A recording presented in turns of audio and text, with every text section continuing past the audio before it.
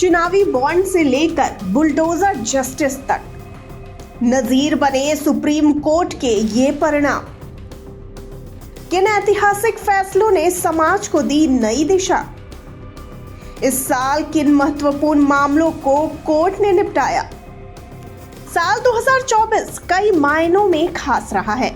एक और देश दुनिया को तमाम बड़ी उपलब्धियां हासिल हुई तो सुप्रीम कोर्ट के इस साल ऐसे तमाम फैसले सुनाए जो समाज के लिए नजीर बन गए। बिल्किस बानो के दोषियों की सजा माफी रद्द करने से लेकर बुलडोजर जस्टिस और चाइल्ड पोर्नोग्राफी पर लगाम लगाने जैसे तमाम ऐतिहासिक फैसलों ने समाज की नई दिशा कायम की। जेलों में होने वाले जातिगत भेदभाव पर सुप्रीम कोर्ट ने चिंता जताई तो वहीं रिश्वतखोरी मामले में एमपी एमएलए को जेल भेजने का फैसला सुनाकर सुप्रीम कोर्ट ने राजनीति के स्तर को संतुलित करने की कोशिश की। इसके अलावा इस साल कई महत्वपूर्ण मामलों को कोर्ट ने निपटाया। आज हम आपको बताते हैं कि इस साल सुप्रीम कोर्ट ने कौन कौन से बड़े फैसले सुनाए। इसमें सबसे पहला नाम आता है बिल्किस बानो के दोषियों की सजा माफी रद्द करने के बारे में। तो बता दें कि साल की शुरुआत में यानी जनवरी में ही सुप्रीम कोर्ट ने बिल्किस बानो मामले में गुजरात सरकार के फैसले को पलटते हुए दोषियों की सजा माफी रद्द कर दी। सुप्रीम कोर्ट ने अपने फैसले में कहा कि जहां अपराधी के खिलाफ मुकदमा चला और सजा सुनाई गई, वही राज्य दोषियों की सजा माफी का फैसला कर सकता है। सुप्रीम कोर्ट ने कहा कि दोषियों की सजा माफी का फैसला गुजरात सरकार नहीं कर सकती, बल्कि महाराष्ट्र सरकार इस पर फैसला करेगी। गुजरात सरकार ने माफी नीति के तहत साल 2022 में बिल्किस बानो से गैंगरेप और उसके परिवार के 7 सदस्यों की हत्या के दोषियों की सजा माफ कर दी थी और उन्हें जेल से रिहा कर दिया था। अब बात कर लेते हैं चुनावी बॉन्ड पर रोक लगाने के बारे में। आपको बता दें कि फरवरी में सुप्रीम कोर्ट ने चुनावी बॉन्ड योजना पर रोक लगाने का ऐलान किया। कोर्ट ने इस योजना को असंवैधानिक करार दिया। कोर्ट ने कहा कि यह योजना नागरिकों के सूचना का अधिकार योजना का उल्लंघन है। कोर्ट ने बैंकों को निर्देश दिए कि वह चुनावी बॉन्ड को जारी करना बंद कर दे। इसके अलावा सुप्रीम कोर्ट ने किस राजनीतिक दल को कितना चंदा मिला, इससे जुड़ी डिटेल्स भी मांगी। इसके बाद जब चुनाव आयोग ने चुनावी बॉन्ड देने वालों की सूची जारी की तो सियासत में हंगामा मच गया। अब बात कर लेते हैं इस साल का एक और मामला, बाबा रामदेव और पतंजलि को भ्रामक विज्ञापन पर जब फटकार लगाई गई, इस बारे में। तो बता दें कि सुप्रीम कोर्ट ने इस साल भ्रामक विज्ञापन मामले में योग गुरु बाबा रामदेव और पतंजलि आयुर्वेद के प्रमुख आचार्य बालकृष्ण को फटकार लगाई थी। दोनों के खिलाफ अवमानना की कार्रवाई करने के आदेश दिए थे। भारतीय चिकित्सा संघ ने पतंजलि पर कोविड टीकाकरण अभियान और आधुनिक चिकित्सा पद्धति के खिलाफ बदनाम करने का अभियान चलाने का आरोप लगाया था। अब बात कर लेते हैं SC/ST वर्ग आरक्षण में वर्गीकरण के मामले को लेकर। तो बता दें कि इस साल सितंबर में सुप्रीम कोर्ट के 7 न्यायाधीशों की पीठ ने 6-1 बहुमत से EV चिन्नैया मामले को खारिज करते हुए SC/ST श्रेणियों के भीतर वर्गीकरण की अनुमति दी।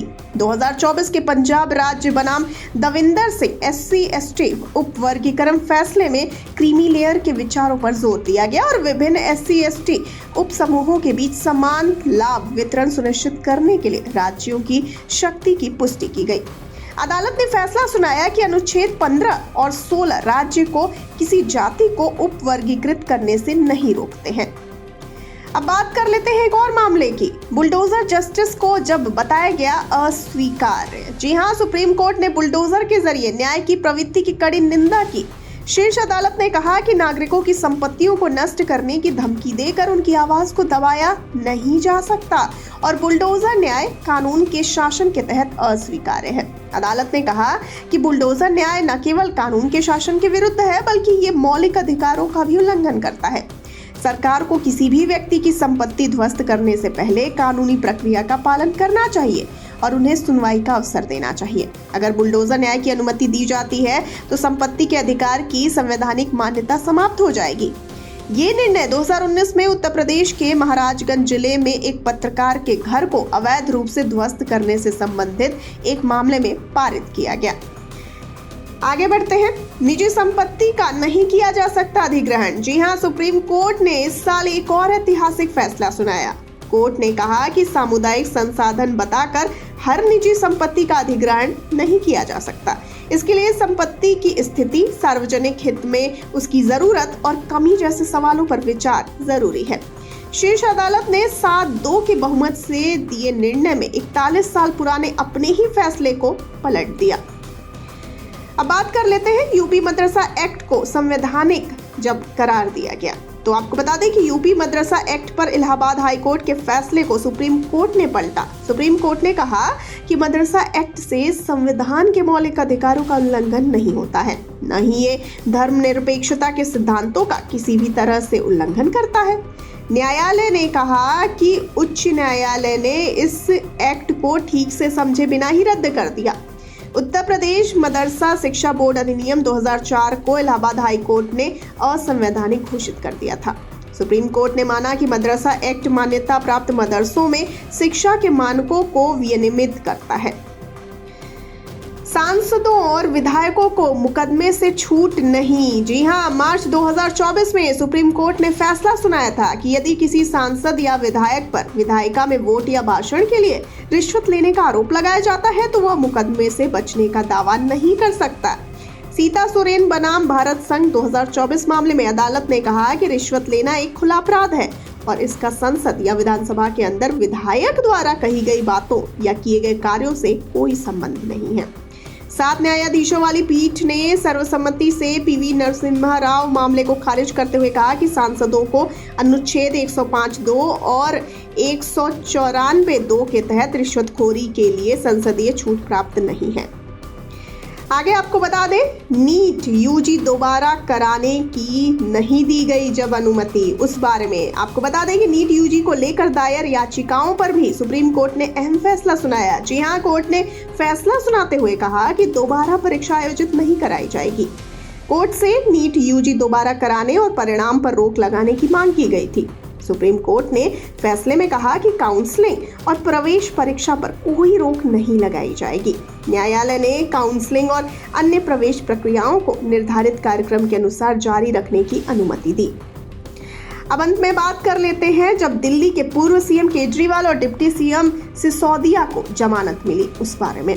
तो आपको बता दें कि सुप्रीम कोर्ट ने दिल्ली आबकारी नीति मामले में सुनवाई करते हुए दिल्ली के पूर्व सीएम अरविंद केजरीवाल और डिप्टी सीएम मनीष सिसोदिया को जमानत दी। मामले में 21 मार्च को गिरफ्तार किए गए पूर्व सीएम केजरीवाल को 13 सितंबर को सुप्रीम कोर्ट ने सशर्त जमानत दी। कोर्ट ने कहा कि मामले की सुनवाई निकट भविष्य में पूरी होने की संभावना नहीं है। आप नेता जमानत के लिए 3 मानदंडों को पूरा करते हैं। न्यायालय ने कहा कि केजरीवाल इस मामले पर कोई सार्वजनिक टिप्पणी नहीं करेंगे। इससे पहले 9 अगस्त को दिल्ली के पूर्व उप मुख्यमंत्री मनीष सिसोदिया को सुप्रीम कोर्ट ने जमानत दी थी। उनको 10 मार्च 2023 को ईडी ने गिरफ्तार किया था। तो ये थे इस साल के महत्वपूर्ण मामले जिन्हें कोर्ट ने निपटाया और सुप्रीम कोर्ट के ये परिणाम बन गए नजीर।